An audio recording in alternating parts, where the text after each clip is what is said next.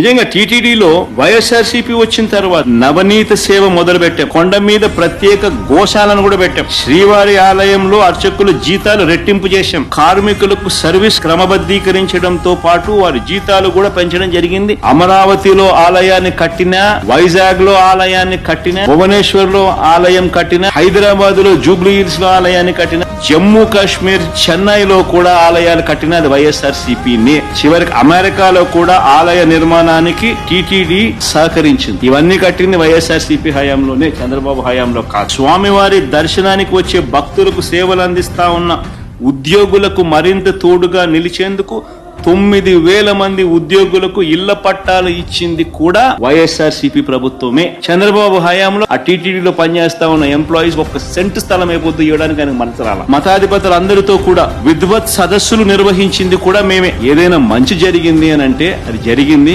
వైఎస్ఆర్సీపీ ప్రభుత్వ హయాంలోనే అన్న చెప్పడానికి ఇవన్నీ కూడా ఎగ్జాంపుల్స్.